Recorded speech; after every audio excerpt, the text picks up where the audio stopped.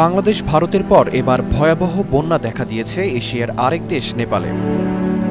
৩৬ ঘন্টার ভারী বৃষ্টিপাতে সৃষ্ট ভূমিধস ও বন্যায় মৃত্যু হয়েছে কমপক্ষে ৪৭ জনের। এছাড়া নিখোঁজ রয়েছে অনেকেই। বৃষ্টিপাতের কারণে বন্ধ হয়ে গেছে মূল সড়ক ও মহাসড়ক।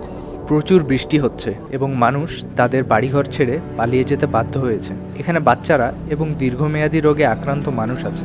তবে এই বন্যা আমাদের জন্য নতুন কিছু নয়। ভারী বৃষ্টির কারণেই এই বন্যার সৃষ্টি হয়েছে। যদি বৃষ্টি এভাবেই চলতে থাকে তবে আমাদের জীবন বাঁচানোর জন্য দৌড়াতে হবে।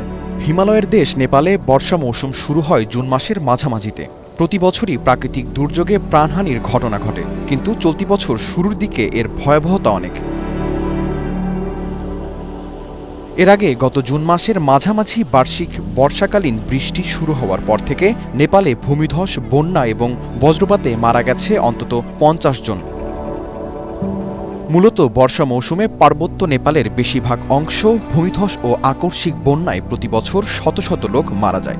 এই মৌসুম সাধারণত জুনের মাঝামাঝি থেকে শুরু হয় এবং সেপ্টেম্বরের মাঝামাঝি পর্যন্ত চলতে থাকে। এদিকে দুর্ভোগের একই চিত্র প্রতিবেশী দেশ ভারতেও। দেশটির উত্তর পূর্বাঞ্চলীয় আসাম রাজ্যের লাখ লাখ বাসিন্দা এখন পানিবন্দী অবস্থায় মানবেতর জীবনযাপন করছেন।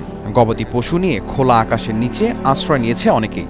দুর্গত এলাকায় দেখা দিয়েছে সুপেয় তীব্র পানির সংকট।